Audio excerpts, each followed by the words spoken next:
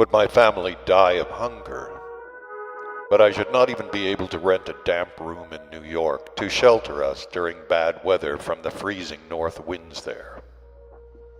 But here in the city of Paris, thank the Lord, there are plenty who wish to learn the foxtrot and who will pay well for it. I do not understand, I interrupted.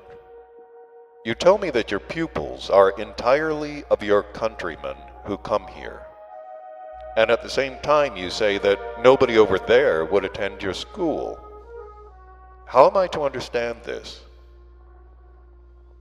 That is just the point, answered the Honorable American.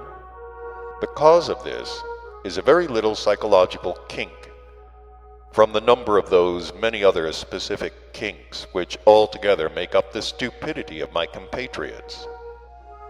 The point is that my school is in Paris, or as clever men say at home in America, in the contemporary Babylon. And this contemporary Babylon is very popular among all our Americans, and all of them consider it an obligation to visit this world capital. Every one of our Americans who has saved up, if only a little, must without fail come here. And by the way, you must know it is not so easy for us to save up in America.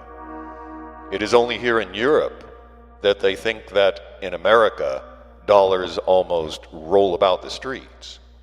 But in reality, those American dollars, I repeat, are not at all easily acquired by those who live there. Every cent must be earned by one's own physical labor.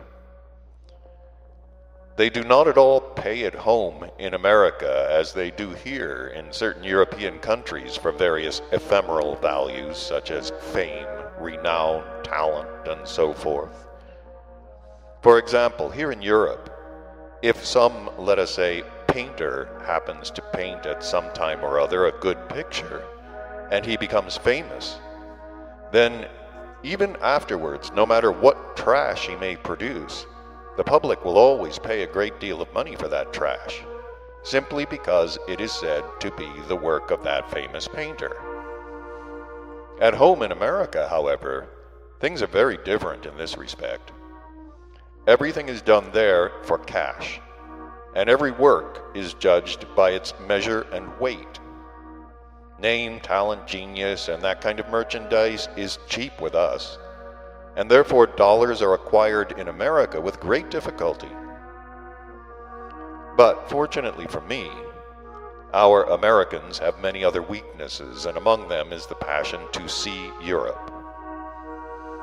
Owing to that same passion, every American, even depriving himself at times of essential necessities, tries hard and with great difficulty to economize little by little the dollars he has earned, only to have the possibility of visiting Europe and, of course, the capital of the world, Paris. That is why there are always enough of my compatriots here, as is said, to sink a ship. This is the first reason.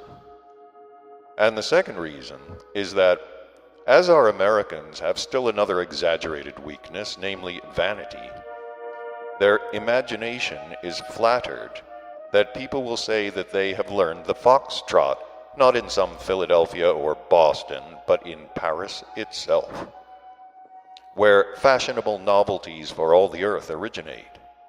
And as the foxtrot is a fashionable novelty, the Paris foxtrot is then for them, so to say, the result of the last word in civilization.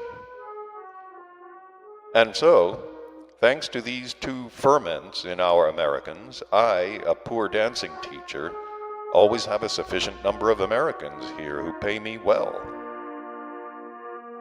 It is true, they pay me in francs and not in dollars, but the money changers must also earn something. They too have families. After this explanation of his, I asked him further, "Tell me also, please, my dear sir, is it possible that your compatriots come here to the city of Paris and stay here so long only to study this foxtrot of yours?" "Why only the foxtrot?" he replied. During this time they also visit Paris itself and its outskirts, and sometimes they even travel quite far. In short, they also study Europe during this time. They visit and study Europe in order, as they say there at home, to complete their education and schooling. But between ourselves, it is only said as one of the parrot-like phrases of those among us who pretend to be real English, whereas in reality my compatriots see Paris as well as Europe only to satisfy their weakness of vanity. They see it, not to become more learned or to become more informed, but only to be able to boast afterwards there at home in conversation with their acquaintances that they have, so to say, been in Europe and seen there this, that, or the other. Here in Europe, in every convenient place, there is, even for this purpose, a branch of an establishment under the name of Book and Son, which suits this particular need very well, and of course there is also one of these branches here in Paris. Well, these dear compatriots of mine collect together like a flock of sheep, in groups of several scores, and that whole party of tourists sits in an enormous, what is called, Book's bus, and go where they are taken.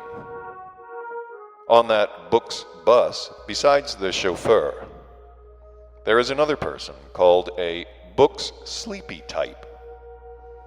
During the trip of that famous Book's bus, this same sleepy type, in a weak voice, calls out from time to time the names of places and the various historical and non-historical sites of Paris and its environs, learned parrot-like according to the itinerary mapped out by Book himself.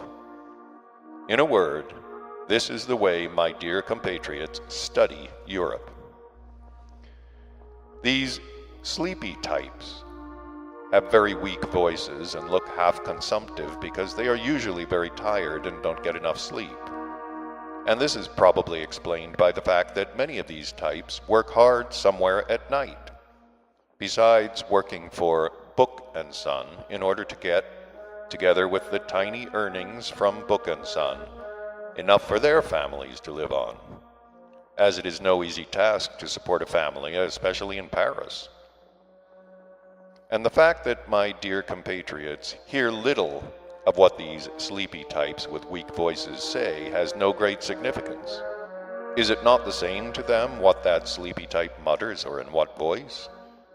For it is quite unnecessary for them to know any of the details of what they are seeing. Is it not all the same to them what they see and what it all means? All they need is but the fact that they were in that place itself and in a general way saw everything. They are fully satisfied with this, for afterwards in conversation they can freely say with a clear conscience that they were here, there, and everywhere, and all the other Americans will think that the speaker is not just the tail of a donkey, but that he also has been in Europe and has visited everything there and seen every sight that every contemporary educated person must see. My good sir, do you think that it is I alone who live by the stupidities of my compatriots? What am I? I am a little man, only a dancing teacher. But did you notice that fat man sitting with me in the first restaurant? Well, that is a real shark. Many of them, incidentally, have sprung up at home in America, especially in recent times. That fat man, an Americanized English Jew, is the principal partner of a well-known, very solid American firm. This firm has its branches in many cities in America.